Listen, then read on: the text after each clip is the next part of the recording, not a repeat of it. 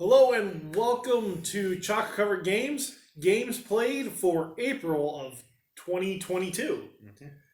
This month I played 3 games. Yep. You played 4. Yep. So what was the first game here? The first game we played was Tussie Mussie, a game about flower arrangements. Yep. It's from Button Shy. I enjoyed it. It probably wasn't my favorite game of the month.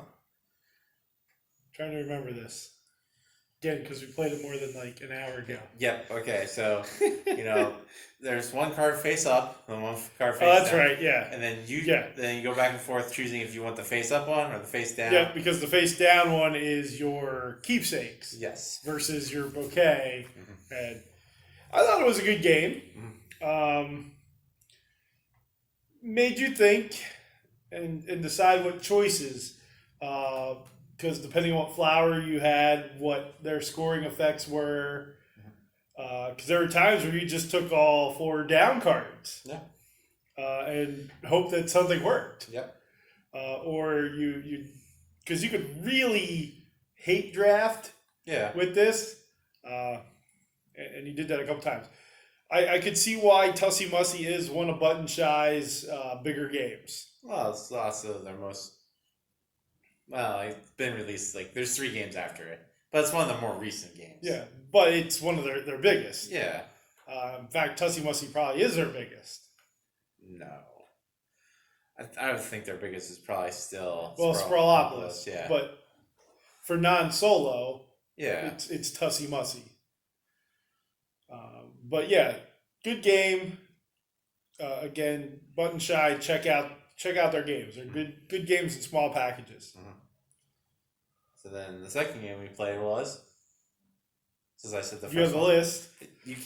I have this in 48 font. You just because you can't say the last word. Skulls of Sediec. Again, it's a Button Shy game. I enjoyed this one. You were forming a not a graveyard, but basically like mausoleum. You're forming a mausoleum because you needed people basically buried on the different levels of it. Yeah. There were 6 levels because each card had 2 different skulls on it, and each skull represented royalty, peasant, priest, and prisoners. Romantics. And romantics. So there are 5. So, like, for royals, you wanted at least one royal to be high on your mausoleum because you got a point for each royal, and peasant below them. Yeah. Priest, you wanted 1 on each level because you got 2 points for that. Prisoners, you want it beside the priest. Romantics wanted to be next to each other. Romantics wanted to be next to each other. Peasants didn't care where they got. Peasants didn't care. And, because the first couple times we played, I scored a lot of points using the priest and prisoners. But then when we started adding in all the expansions, that really changed up the way the game played, I thought. Yep. Because I couldn't just focus on that. Because there was the one where you needed romantics, but they couldn't be touching each other. That was the playwright one, I think. Yeah. Where you needed a single romantic touching the playwright. And then there was one where you got for all the priests touching each other, wasn't it? Or that was the champions where you had to have certain groups touch each other. You had the guards that had to be next to a royal. Yep. Yeah. No, the guards had to be above royals. Yeah.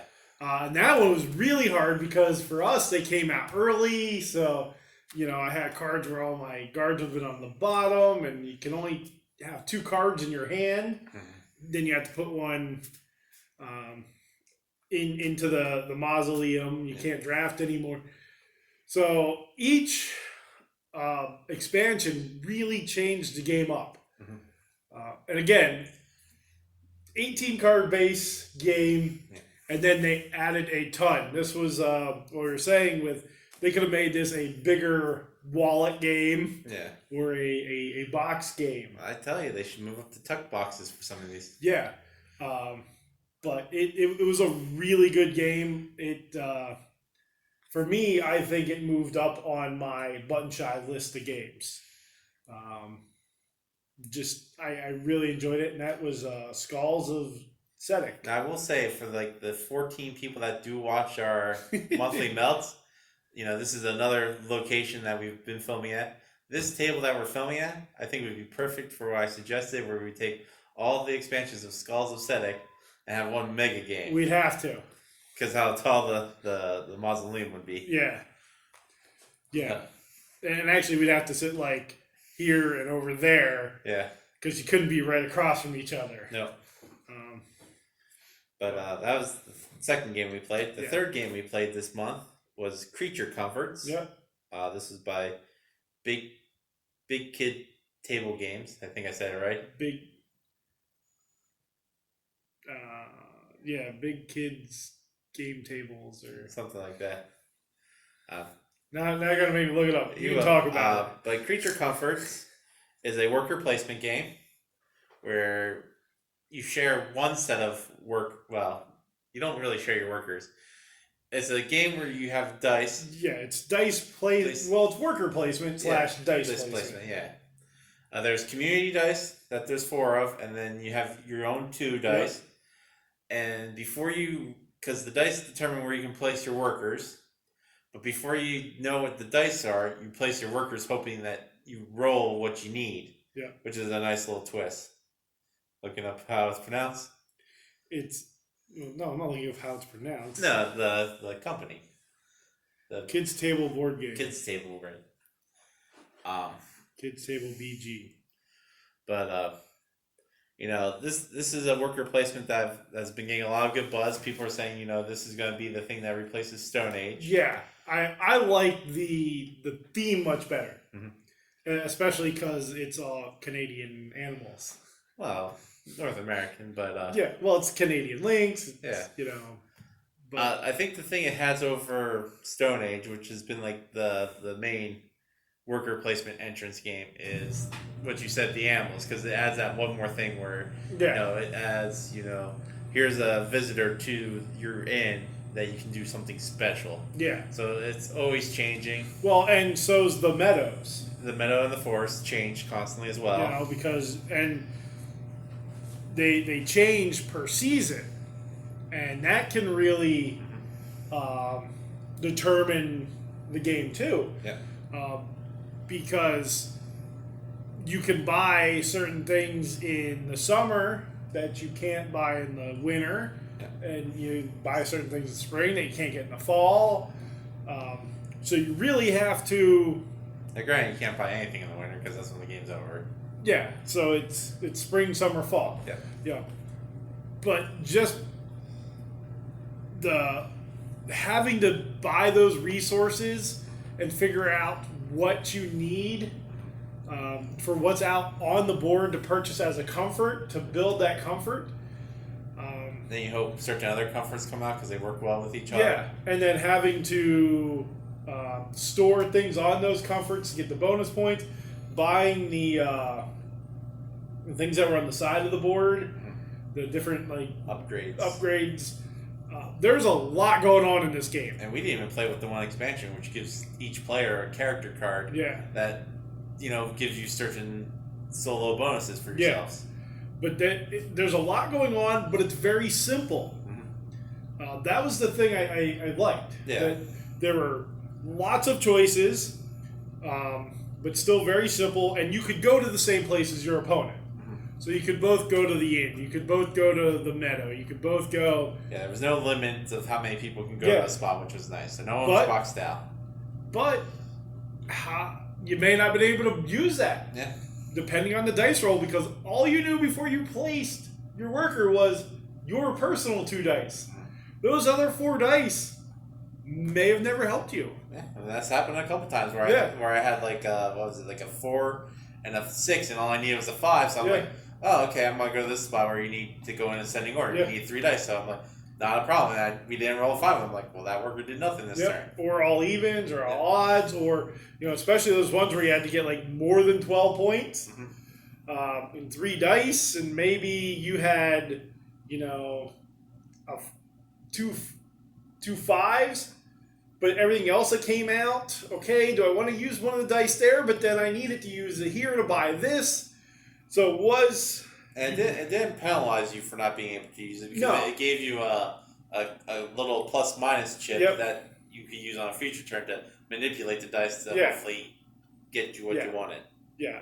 Really good game. Really good entry level game. If you've got younger kids, I think it said 8+ on there. Yeah. I think is what the really nice art. I was going to look up. I was going to say the components were super nice, but I got the deluxe version, so it says 8+. It's funny. It plays 1 to 4. Mm-hmm. They're saying it plays best at 2. I can see that. I thought it played really well. So I think at 3, 4 it would start to drag out, and I don't think it would change the game that much. No, because you're really playing against the dice. Yeah. I don't think it drags as slow as other games, mainly because you place before you roll the main dice, so somebody's not sitting there going, oh, I got all these dice. Yeah. It's more of a leap of faith kind of thing. And while the one person is playing, you could be planning your turn. Because you see what the community dice are. They don't change. Yeah. So that was Creature Comforts from Kids Table Board Games. Yep. And the last game of the month. I did not play. I tried to have you play it, but you wanted. Because I couldn't play this with you, mainly because it is a solo game, by all means. And, well, not by all means, because it was made for solo. It's another button shot game called Ragemore, where you are a adventuring party that have to go out on quests and, destroy certain monsters and whatnot. It's a fun game. I'm not going to say it's terrible. I will say out of the 4 games this month, this is my least favorite of the 4. That's not on it. It was a tough month to come out on top for these 4. Yeah. So just by default, it became my least favorite game, which is kind of sad because it doesn't take long to play. I think it took me 10 minutes. I played through twice. I lost both times towards the end of the game. It's a very puzzly game because you can't have certain things touching each other. You can't have certain things die on you while you're still trying to kill other things. It's very easy to lose and very thinky to win because you have to have so many cards of the same type defeated. But every time you defeat a card, that card comes out of rotation. With only 18 cards to begin with, you start losing cards fast. Yeah. So, Ragemore is a fantastic game. I would suggest to play it. But like the thing above me says, least favorite game of the month. Just the pain of having to go against 3 other really great games. Yeah. This month, all 3 games that I got to play were fantastic. Mm-hmm. I don't know if I can pick a favorite. I would say this one's probably your favorite. The Skulls of Sediec? Yeah. It would be a toss-up between that and Creature Comforts. Mm-hmm. But yeah, I guess I'll go with that one. Skulls of Sediec. We played it the most. We played it 7 times. Yep. But because it doesn't take very long, and we went to do all the expansions, and I enjoyed it. So that was games played for April of 2022. Yep. Do hit the thumbs up. Yep. The like, I guess that is the thumbs up. No. That's the thumbs up. Okay. No one's like, hey, thumbs up. And also like. Well, that could be ultra like. Yeah. Subscribe. Yep, we're getting close to 50 subscribers. Share the video. Let us know what games you played this month. Yep. I'm sure a lot of people got to play more than we have. Hopefully, maybe we'll get to play more before my work really picks up and we don't get to play much. Yeah. We just got to sit down and actually play through our Shelf of Shame. There's only like 3 games on there. Yeah. But again, like, subscribe, check us out on Instagram, whatever other social media we got. We're on chocolate cover games and all of them. But with that being said, as always, stay sweet.